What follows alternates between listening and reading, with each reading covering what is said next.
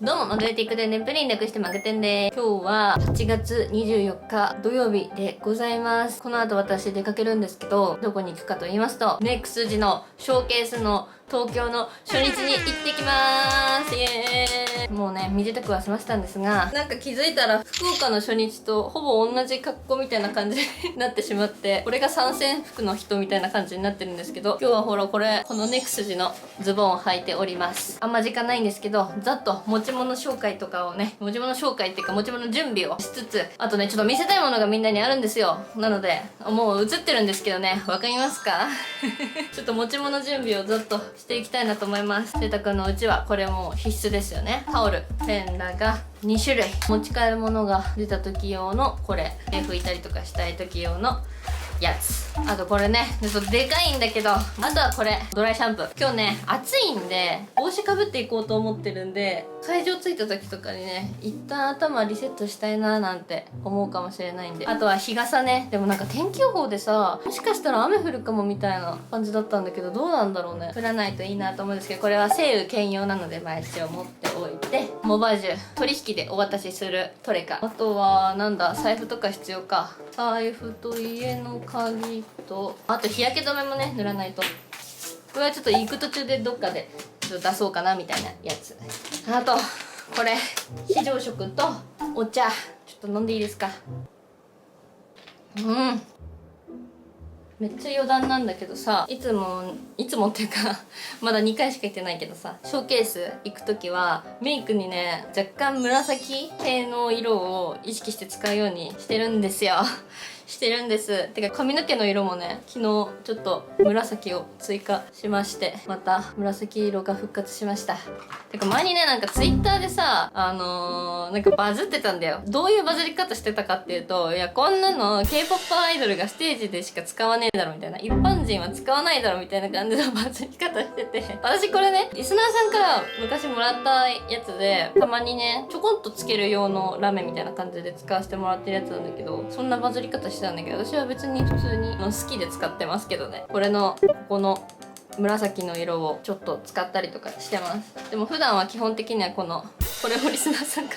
らいただいたやつなんだけど、これをベースに愛用してます。ちょっと余談でした。あとね、今まだ裸眼なんだけど、行く前に男子とかを矯正するガチのさ、バシコーンって視力が合う系のカラコンを直前で入れて準備完了みたいな感じでございます。ちょっと家出る前にこれ見せたいから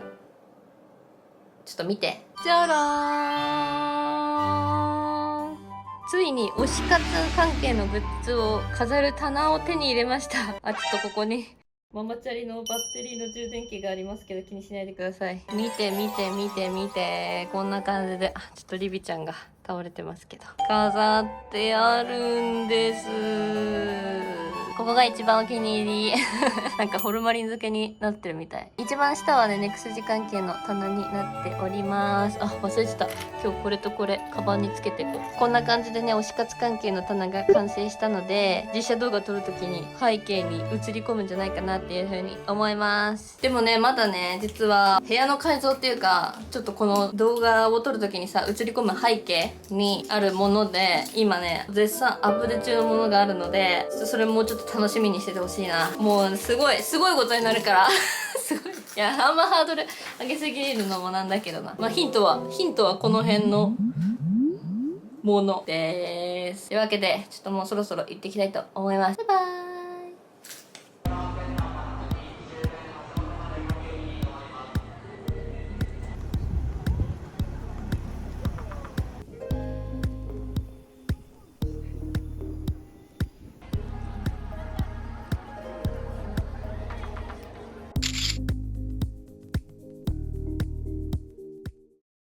帰ってきました。っていうか、帰ってきてからもう数日経っちゃったんですけど、本当はね、直後に撮るのが一番記憶も残ってるしさ、興奮をね、そのまま伝えられるから、本当は直後に撮りたいのは山々なんだけど、バタバタしてまして、数日後でございます。いや、ほら、ちょっと待って。時間が経ったからさ、ネイルまで変わっちゃった。爪かわいい。私が現地に直接見に行ったのは初日の方だったから、家から見れるチケット、配信のチケットを結局ね、当日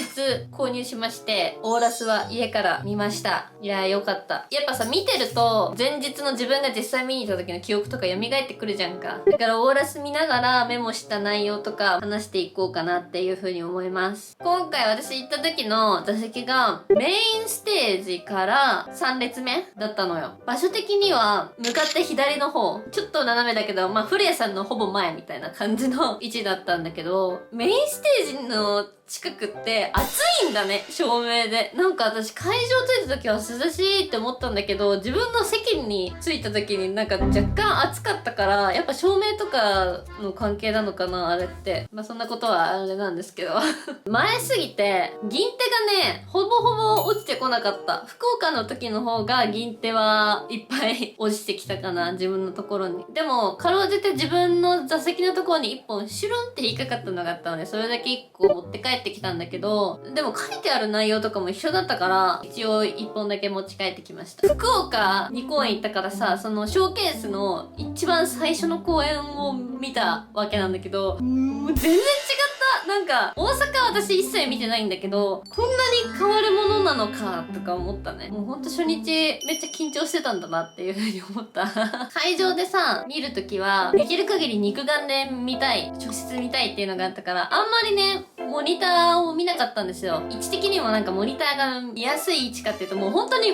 めっちゃ前の方だったからさ、逆にモニター見づらいみたいな位置だったっていうのもあって。だからそういうのは逆に配信の方でオーラス見ることによって、また改めてね、なんか途中に挟まれる映像とかもちゃんと見ることができたし、そのカメラで抜かれてるメンバーの顔とか見れたから、オーラスの配信見てよかったなって思いました。なんかさ、遠くからさ、しかも正面から撮ってくれてるから、何の時だっけな、あ、そう、Whatever Whenever の時の振り付けで、なんかセイタくんが、メンバーがさ、みんな一列に並んだところで、横からこうやって頭を出す、こういうなんか振り付けがなんかあったんだけど、それがね、初めて私ちゃんと見れた。まあ福岡でも私見てたんだと思うんだけど、多分その正面からさ見れないからさ、こうやって頭をこうやって出す様子っていうのは見れなかったんだよね。なんかそれが配信では見れたからよかったなって、新鮮だったなって思ったんで。まあそれもそれで配信の良さだよね。家から見れるって手軽だしね。子供もね、歓声上げて見てました。なんか曲終わるたびに、おーって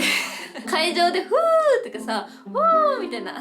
同じこと2回言っちゃったけど、そういう歓声が上がるために子供も真似して、フーって言ってたんだよ。よかったです。私さ、セイタくん推しじゃない？いや、初日さ、直接見に行った時に、もうね、言わずもがなよ。言わずもがな。最後のセイタくんのコメントね、あれは、本当にマジで泣いた。いや、もう、声出して泣いちゃったもん。本当に申し訳ないけど。そ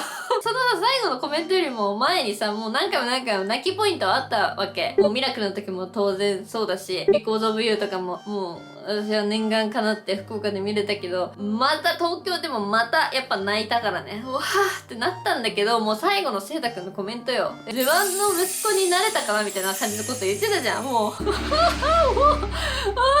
ーみたいな。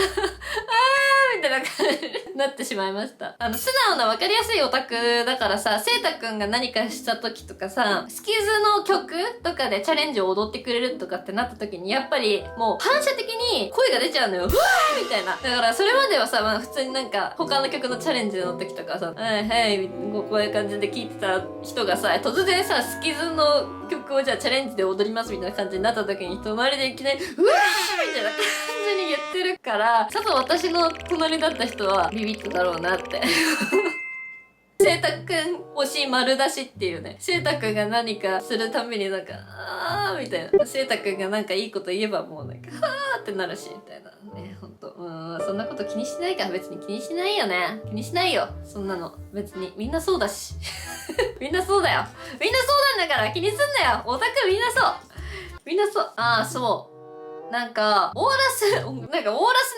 ばっかりになってるな。でも、正味なんか演目とかは福岡と変わらなかったから、その福岡で見たものと違うものが見えたのって、オーラスでの配信だったのよ。配信で見たのは初だったからさ、メンバー一人一人の顔、特にセイタくん以外のメンバーの顔をちゃんと見たのって、そのオーラスの配信が初めてだったのよ、私。その中で印象に残ったのは、ゆうきくんがね、ここのメモにはね、儚い雰囲気も出せるし、たまに見せるクレイジーな表情がいいって、この時の私めっちゃなんか、わかるわかるわ、これ言ってること。いや、そうなんだよね。なんか、スターライトの時みたいなさ、ふわふわ可愛い、儚い感じの雰囲気も出せるし、なんか顔立ちも結構可愛い系じゃん。なのに、ネクストジアーカイブとかのそのダンスパフォーマンスをさ、投稿する動画の時でもそういう面が垣間見えてたと思うんだけど、なんかちょっとクレイジーな、狂った感じ、いい意味でね、狂った感じの表情とかも、表情感じて出せるみたいなのが、表現の振り幅があっていいな、みたいな。ね、なんか真面目かよ。何このコメント。私は一体何なんだよ。いや、あと、そう。なんか、せいたくんがさ、その最後のコメントさっきも言ったけどさ、めっちゃいいことを言ってたわけ。なんか自分は繊細だから、みたいな。なんかもう、それも可愛い、おもろ可愛かったんだけど、家族がね、すごい支えになってくれたし、メンバーも支えになってくれたと。で、なんかありがとう、みたいな。お父さんとお母さんにとって自分の息子になれたかな、みたいな感じのことをコメントでね、なんか言って、もうなんかせいたくんは、初日のさ、福岡公演でも、他のメンバーは結構みんななんか歓喜を持って泣いてる中、せいたくんは涙を流さなかったのね。東京公演ってなった時に、ご両親へのね、メッセージを言ったら、感極まって泣いたわけ。もうしゃがみ込んでしまうくらい泣いてたんだけど、で、その後になんかこう涙をこうやって拭って、はぁみたいな感じになった後に、なんかこういう感じで涙を拭ったんだけど、それが、なんかその直前までね、なんか、みたいな感じで、可愛いせいたくんみたいな感じだったのに、こういう感じで涙拭った瞬間に、どエロい感じになっちゃって。T シャツをさ、袖を爆破されてさ、ノースリーブになってたんだけど、せいたくん。で、それでさ、こういう感じで、はぁみたいな感じで涙拭うから、急に雰囲気どうしたみたいな。私は一人で、みたいな感じになっちゃった。どこ見てんだよって話だけど、思っ